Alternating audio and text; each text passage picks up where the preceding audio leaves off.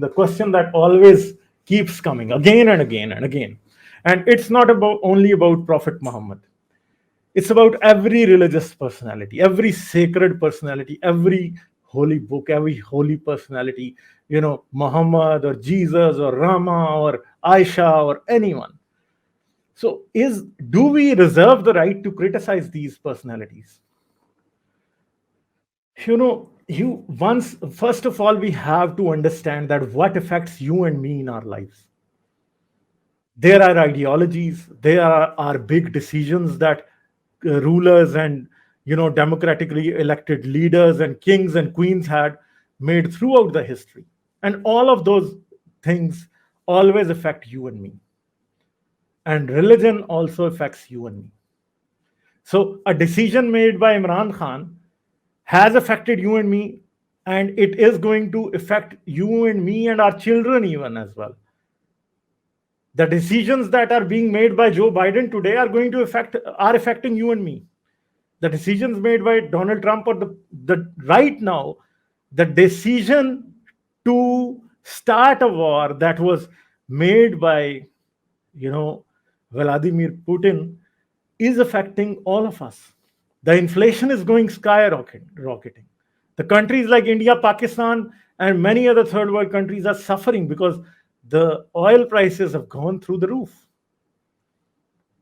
The oil is becoming expensive everywhere, and our countries are having the power outages because our power plants cannot buy expensive oil. So that's why we are having 5, 6, 7, 10 hours power cuts in Pakistan right now. Coal prices are going through the roof. The electricity prices are rising in India right now. So any important person who is alive right now has made some decisions that are affecting you and me directly. The owner of Facebook, Mark Zuckerberg, has created this facility which has affected all of our lives in one way or another. WhatsApp has affected our lives, and so did the decisions made by Prophet Muhammad, or the commands that he brought forward are affecting our lives today. My sister and your sister are subjugated because some people who wrote down the religious codes thousands of years ago, millennia ago, decided that women should be subjugated.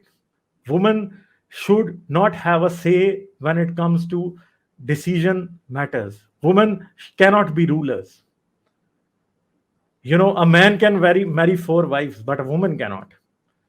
A woman cannot have the same, a woman's word cannot have the same value in the court of law. So these age old men, Muhammad, Jesus, Moses,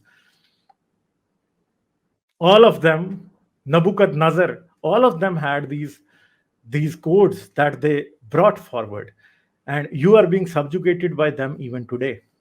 The laws of Manu even govern, though no one even knows these laws. People have not read Manu Smriti, but still they are following their laws. Why? His laws. Why? Because those laws have been inculcated into, have been forced into the skulls of people. They are into the society's subconscious right now. So subconsciously, society is already doing what Manu told us thousands of years ago. He told that, okay, a Shudra shouldn't be taught the Vedas, and a Brahmin can only sit in the temple. And Muhammad told a Muslim can only marry a Muslim woman, or a Christian woman, a non-Muslim woman he cannot marry, and a Muslim woman cannot even marry a non-Muslim man. A slave girl has to behave in a certain way, and the women will only get half the property from their father. Women cannot work like men do. Women have to cover up. Women would be so bound, so subjugated, so confined that they would never be able to, reach their full potential. They would never be able to do what men do. Why? Because one day Muhammad decided that these are going to be the laws. And this is how we are going to behave.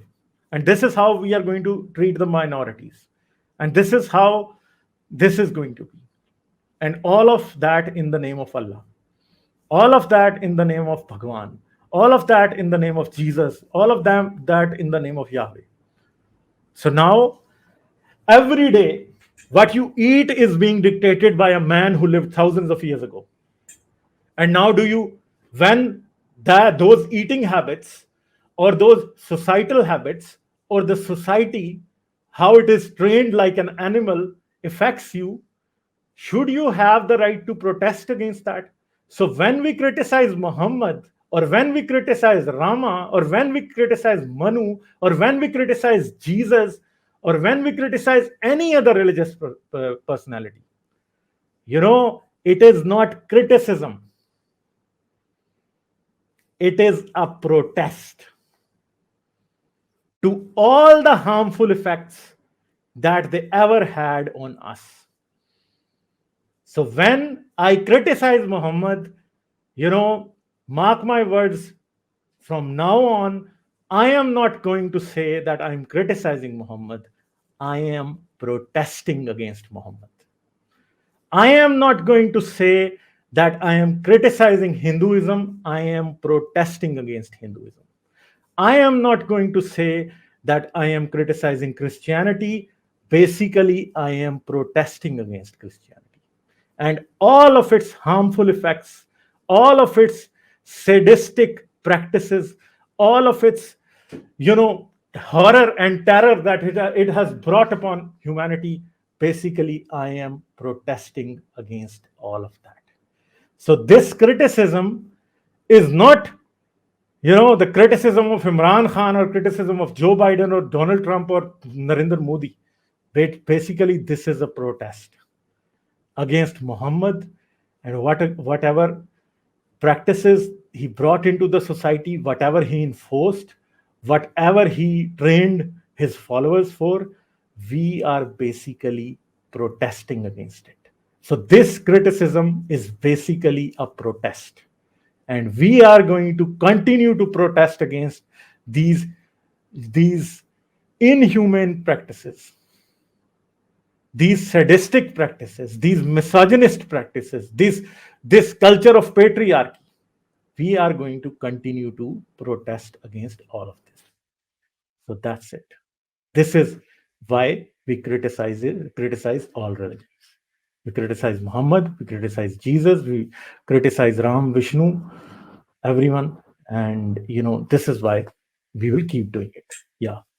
Like, share और subscribe करना मत भूलें। इसके साथ साथ आप मेरे channel को पेट्रियन पर सपोर्ट कर सकते हैं। पेट्रियन का लिंक वीडियो की डिस्क्रिप्शन में है।